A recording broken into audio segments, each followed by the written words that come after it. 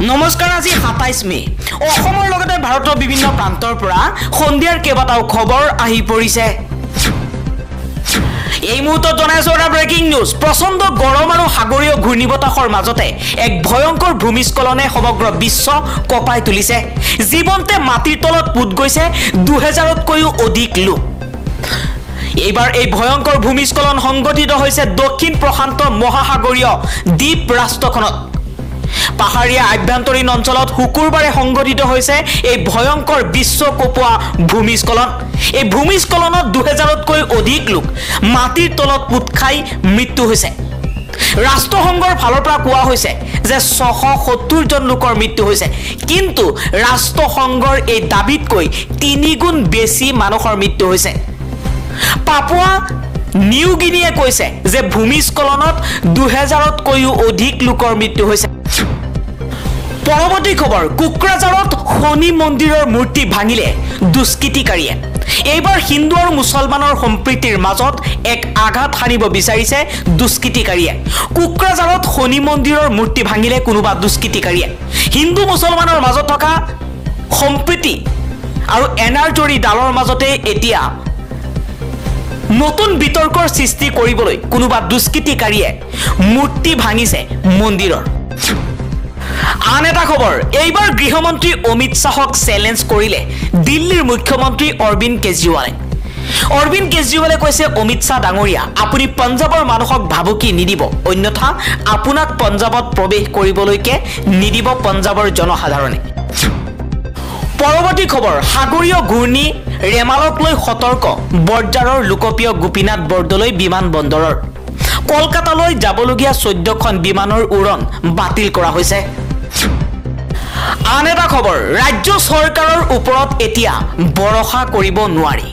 ৰাজকোটৰ TRP game জোনত অগ্নিকাণ্ডত ২৭ জন লোকৰ মৃত্যু হোৱাৰ পাছতেই গুজৰাট উচ্চ ন্যায়ালয়ে এই সন্দৰ্ভত এই মন্তব্য কৰিছে। গুজৰাট উচ্চ ন্যায়ালয়ে কৈছে যে গুজৰাট ৰাজ্য চৰকাৰৰ ওপৰত এতিয়া ভৰসা কৰিব নোৱাৰি। পৰৱৰ্তী খবৰ, ঘূৰ্ণীবতাহ ৰেমালে এতিয়া ভয়ংকৰ ৰূপ ধাৰণ কৰিছে। এই মুহূৰ্তত স্ক্ৰীনত আপোনালোকক দেখুৱাইছো। প্ৰচণ্ড ধুমুহা আৰু বৰষুণৰ ফলতেই এতিয়া বানপানীৰ সৃষ্টি হৈছে। হাজাৰ হাজাৰ মানুহ গৃহহীন হৈ পৰিছে বাংলাদেশত। বাংলাদেশৰ উপকূলীয় অঞ্চলত এতিয়া হাহাকাৰ পৰিস্থিতিৰ সৃষ্টি হৈছে। ভয়ংকৰ গৰাখহনীয়া আৰু বানপানীয়ে এতিয়া মানুহক এঠাইৰ পৰা আন ঠাইলৈ লৈ গৈছে। জীৱ জন্তুৰ মৃত্যু হৈছে। ঘূৰ্ণীবতাহ ৰেমালক লৈ এতিয়া সতৰ্কবাণী জাৰি কৰা হৈছে সমগ্ৰ বাংলাদেশত। বাংলাদেশৰ উপকূলীয় অঞ্চলত এতিয়া হাহাকাৰ পৰিস্থিতি।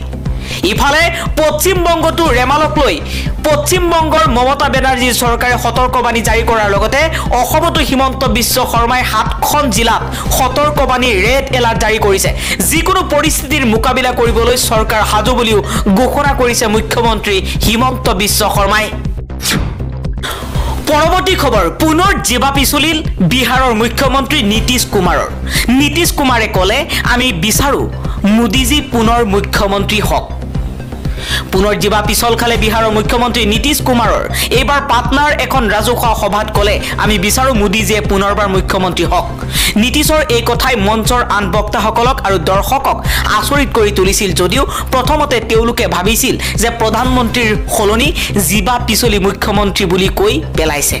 কিন্তু এবাৰ নহয়, একাধিকবাৰ নৰেন্দ্ৰ মোদীক মুখ্যমন্ত্ৰী বুলি অভিহিত কৰি JDUৰ মুৰব্বীগৰাকীয়ে মন্তব্য কৰাৰ পাছতে এতিয়া সমগ্ৰ ছ'চিয়েল মিডিয়াত আৰম্ভ হৈছে তুমুল বিতৰ্কৰ। তেওঁ কি ভুল কৈছে তাকো গম পোৱা নাছিল, কিন্তু কোনেও আগবঢ়াই আহি ভুলটো শুধৰাই নিদিলে। এই ঘটনাৰ বাবেই পুনৰ চৰ্চালৈ আহিছে মুখ্যমন্ত্ৰীৰ স্বাস্থ্যৰ প্ৰশ্নটো। এই মুহূৰ্তত জনাইছো এটা ব্ৰেকিং নিউজ। সামুদ্ৰিক ঘূৰ্ণীবতাহ ৰেমালে লৈছে ভয়ংকৰ ৰূপ। এইবাৰ বাংলাদেশৰ উপকূলত ৰেমালৰ ফলতেই বানপানীৰ সৃষ্টি হৈছে। বাংলাদেশৰ লগতে পশ্চিমবংগ, অসমতো 7খন জিলাত জাৰি কৰা হৈছে ৰেড এলাৰ্ট। যিকোনো মুহূৰ্তত বানপানীৰ সৃষ্টি হ'ব পাৰে, যিকোনো মুহূৰ্তত ভয়ংকৰ পৰিস্থিতিৰ সৃষ্টি হ'ব পাৰে।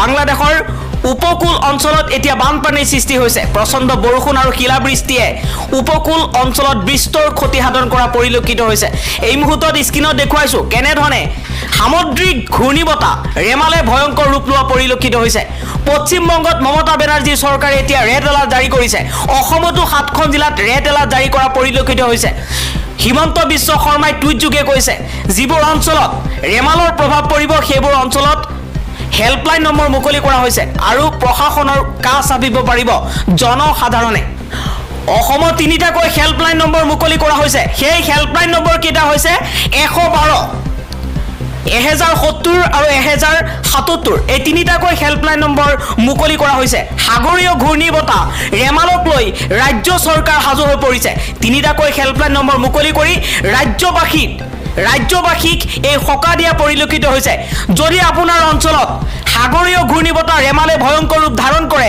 তেনেহলে সোনকালে এই 3টাকৈ হেল্পলাইন নম্বৰত যোগাযোগ কৰিব পাৰিব পৰৱৰ্তী খবৰ পঞ্জাবৰ জিডিপিৰ 47% ঋণ জিডিপিৰ 47% ঋণেৰে কিদৰে চলিছে পঞ্জাব এবাৰ প্ৰশ্ন কৰিছে অসমৰ মুখ্যমন্ত্ৰী হিমন্ত বিশ্ব শৰ্মাই কৈছে যে পঞ্জাবত জিডিপিৰ 47% হৈছে ঋণ যিখন ৰাজ্যক 1.5 লাখ কোটি টকা ঋণৰ বুজাত চৰকাৰী কৰ্মচাৰীসকলক দৰমহা দিব নোৱাৰা হৈছে সেইখন চৰকাৰে এতিয়া প্ৰশ্ন কৰিছে পঞ্জাবৰ জিডিপিক লৈ আন এটা খবৰ আইপিএলত কোনে কিমান টকা পালে বিজয়ী দল কলকাতা নাইট ৰাইডাৰ্ছে এবাৰ লাভ কৰিছে 20 কোটি টকা ৰানাৰ্ছ আপ ছানৰাইজাৰ্ছ হায়দৰাবাদে লাভ কৰিছে 12 কোটি 50 লাখ টকা প্ৰতিযোগিতাৰ তৃতীয় নম্বৰত থকা ৰাজস্থান ৰয়েলছে লাভ কৰিছে 7 কোটি টকা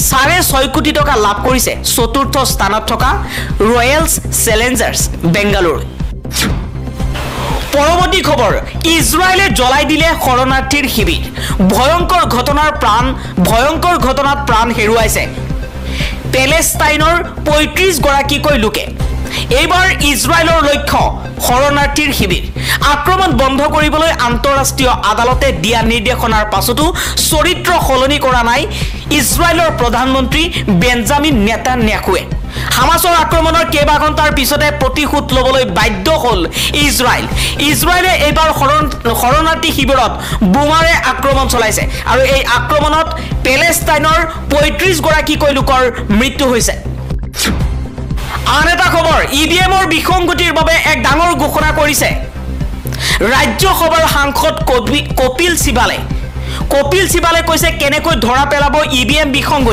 বিসংগতি ধৰা পেলাবলৈ কাউন্টিং এজেন্ট তথা বিৰোধী প্ৰাৰ্থীক দিয়া হৈছে বিশেষ কিটিপ জ্যেষ্ঠ অধিবক্তা তথা ৰাজ্যসভাৰ সাংসদ কপিল সিবালৰ বিস্ফোৰক সংবাদমেল আৰু সংবাদমেলত কোৱা হৈছে যে ইভিএম বিসংগতি হ'ব পাৰে গতিকে বিজেপি চৰকাৰক বিশ্বাসত ল'ব নোৱাৰি সেইকাৰণে আমি সকলো সচেতনতা অৱলম্বন কৰিব লাগিব যাৰ বাবে ইভিএম কেনেকৈ সুৰক্ষিত হৈ থাকে তাৰ বাবে কংগ্ৰেছৰ ফালৰ পৰা চেষ্টা কৰিব লাগিব আৰু কংগ্ৰেছৰ কাউন্টিং এজেন্ট তথা বিৰোধী প্ৰাৰ্থীক এই দায়িত্ব দিয়া হৈছে বুলি মন্তব্য কৰিছে কপিল সিবালে